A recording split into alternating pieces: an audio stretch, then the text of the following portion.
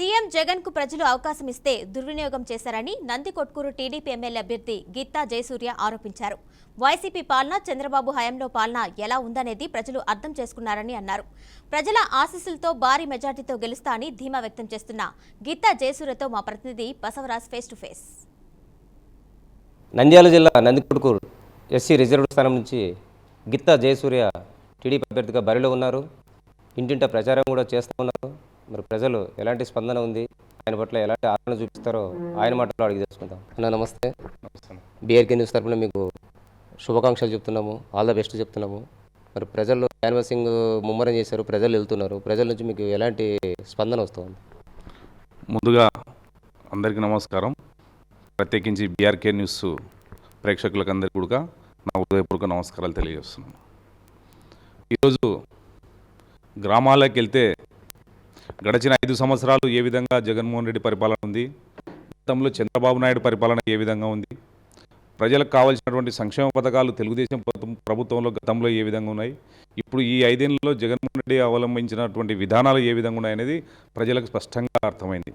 ఎందుకంటే గతంలో ఏదో వైఎస్ రాజశేఖర రెడ్డి కొడుకు అని చెప్పేసి రోడ్లపైన 9 సంవత్సరాల నుంచి తిరుగుతున్నాడని చెప్పేసి ఏదో ఒక అవకాశం అడిగితే ప్రజలు ఇచ్చారే కానీ ఆయన ఈ 5 ఏళ్లలో ప్రజలు ఆయనకి ఇచ్చినటువంటి మ్యాండేట్ ఏదైతే ఉందో దాన్ని దుర్వినియోగం చేసుకోవడం జరిగింది. ప్రజల పట్ల ఆయనకు ఉన్నటువంటి విశ్వాసాన్ని ఈరోజు జగన్మోహన్ రెడ్డి కోల్పోయే పరిస్థితికి వచ్చింది. ఇంటింటే తిరుగుతూ ఉన్నారు, జనాలు ఏమైనా సమస్యలు మీ దృష్టికి తెస్తున్నారా? ఒకవేళ తెచ్చినట్లయితే ఎలాంటి సమస్యలు మీకు చెప్తూ ఉన్నారు?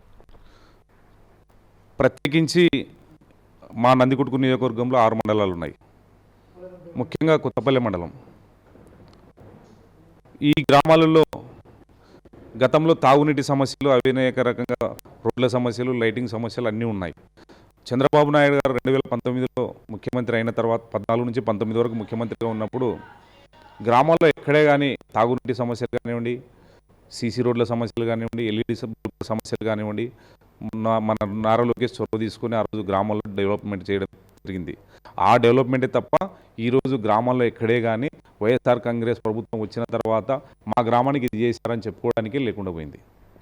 మీరు ఇప్పుడు అభ్యర్థిగా బరిలో ఉన్నారు, ఏం చేద్దామని ప్రజలకు ఎలాంటి హామీలు ఇస్తారు, ఎలాంటి వాగ్దానాలతో మీరు ఓటు అడుగుతున్నారు?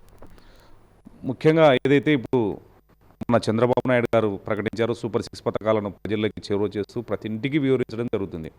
ఎందుకంటే జగన్మోహన్ రెడ్డి ఏదో బటన్ నొక్కేసి నేను అందరికీ డబ్బులు ఇస్తున్నా అని చెప్పాడు కానీ 10 రూపాయలు ఇచ్చేసి 100 రూపాయలు వసూలు చేసినాడని చెప్పేసి కూడా ఈరోజు ప్రజలే చెప్తున్నారు.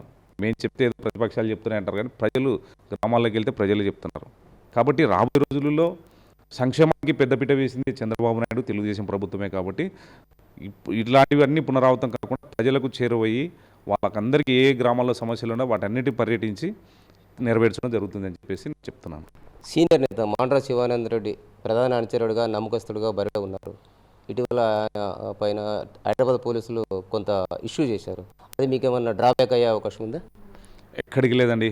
ఎందుకంటే ఈ నందికొట్కూరు నియోజకవర్గంలో గత 50 సంవత్సరాల నుంచి వాళ్ళ తండ్రి గారు మాండ్ర గిడ్డారెడ్డి గారు, మాండ్ర శివానంద రెడ్డి గారు రాజకీయాల్లో ఉన్నారు.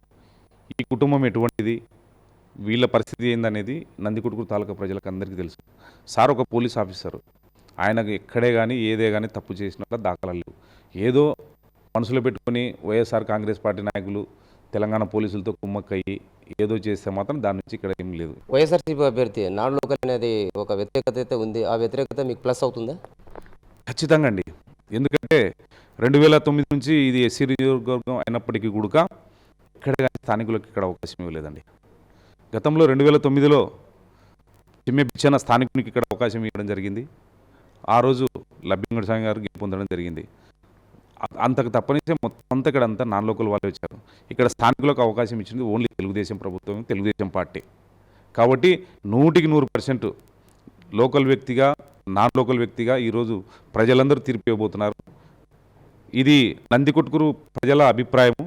కాబట్టి నందికొట్కూరులో ప్రజాభిప్రాయమే, ఏకాభిప్రాయమే నాకు విజయానికి దోహదపడుతుందని చెప్పేసి నేను ఈరోజు కంటంతో ఈరోజు చెప్తున్నాను. కెమెరా పర్సన్ రఫీతో బసవరాజ్, బీఆర్కే న్యూస్, కర్నూలు.